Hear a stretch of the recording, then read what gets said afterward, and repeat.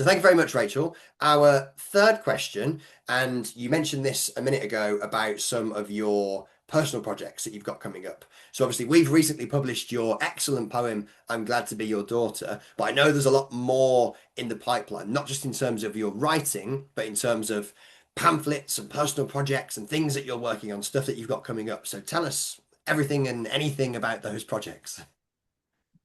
Where to start, I think.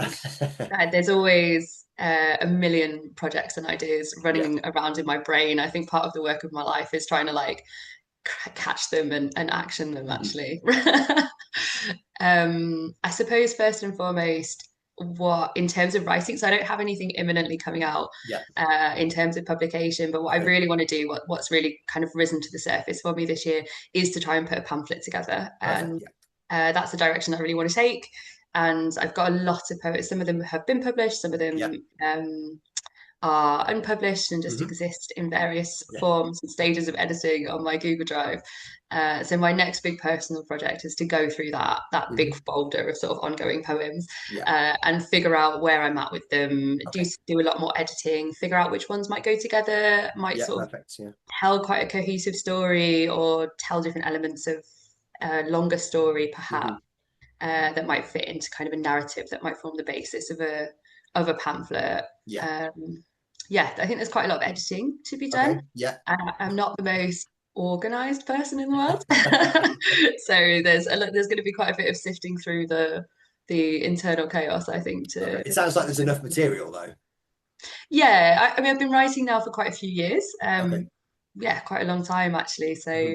there's quite a lot that's gathered up there, and certainly a lot of the pieces that I've taken forward and have Yeah. managed to get published.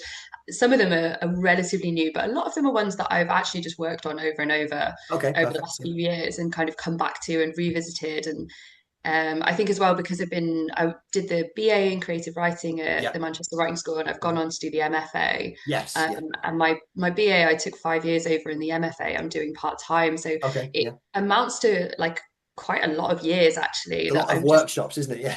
lots of workshops, Yeah. lots of learning. And so Yeah. what I find is that often I'll go back to a poem from a couple of years ago and Mhm. be able to kind of see new depths in Do it, something new or with it. and Yeah. see yeah, where it wasn't working in a way that I Yeah. just couldn't before. And That's really it good. Yeah. I creates like this that. yeah, lovely process of being kind of able to edit further. And sometimes it means making these huge drastic cuts on these poems that at the time I was just like, I can't touch this. I've written this thing. I mean, we Yeah. all know this, right? It's the kill Yeah. your darlings thing. But in a couple of years later, I'm like, no, right, all of that's going. Yeah. Actually, it's just this one stanza. That's where the poem is. And Yeah. now I can see that and I'm able to kind of do something with it. And Um, having the ability to do that, obviously it takes, practice and workshopping and training and editing and all of those sorts of things. But sometimes it just takes time. yes. Yeah.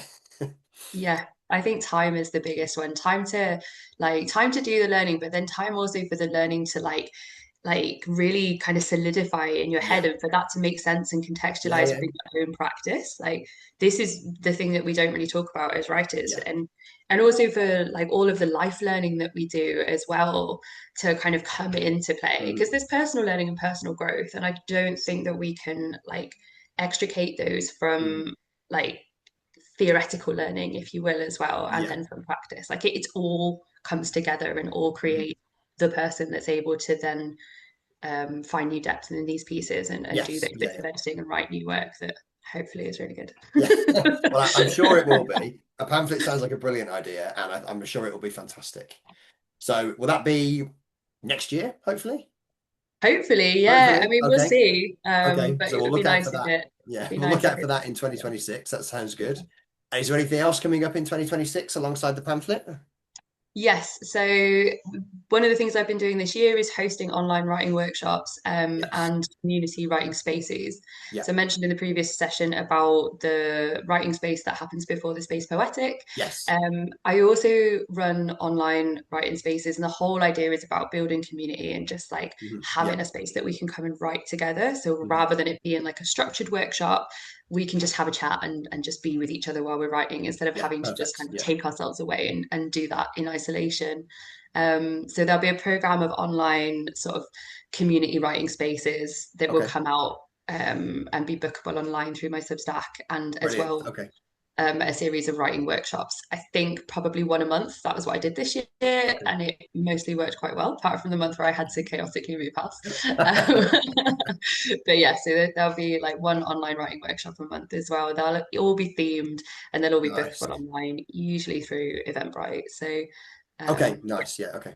Okay, so that sounds, I hate using the word easy, but that sounds easy and easily accessible, and like people can book it without any problem, and hopefully smooth and consistent for you to run as well without too many problems. Things are always thrown up, aren't they? Like a last minute move or something like that. But I love the idea of that community space, whether it's in person or whether it's online, because yeah, you mentioned this earlier on. We often write just in our own little silos, don't we? And Yeah. that idea of bringing people together to write, even if it's just in silence, although it probably never would be, but that idea of bringing people together to write, yeah, I really like that. And that's, in fact, when we run kind of public writing workshops, when we do events like the Cheltenham Literature Festival and that sort of thing, that's often what we do. We just have a writing space, put a few prompts on the table, and just let Nice. people have at it essentially, because and people love that. They just love to come and write, and they don't have to use it for a submission. They can just do whatever they want with it, and having that Yeah, I that think freedom is lovely, isn't it? Sorry, go on. no, it's really lovely, and I like that it works actually across multiple formats. So Yeah. that's very much what I do with the Space Poetic Writing Club. I Yes. also run a monthly, so I'm a queer writer, and I also run a monthly Bi Plus Poets group Okay. in Nice. Manchester, which is a physical group. Yeah. And again, that has Lovely. Yeah. the same kind of format. So I'll bring a load of prompts, maybe a couple of books that I've read recently.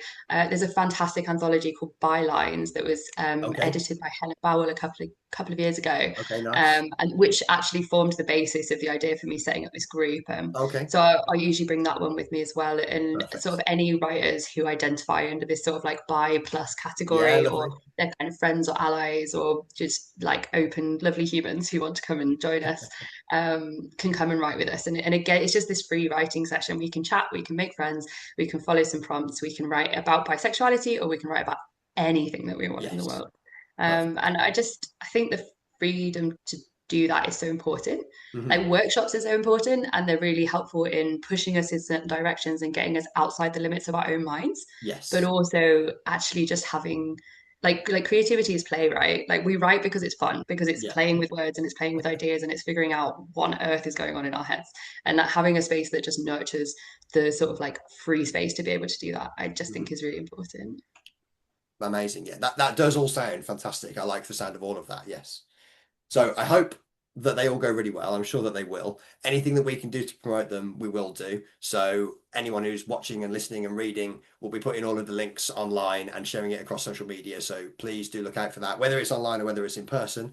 It sounds like you're doing a brilliant job, Rachel, and thank you very much for coming to talk to us today as well. Perfect. Thank you very much for having me on. You're very welcome, and hopefully we'll publish more of your poetry soon. I hope so. Yeah.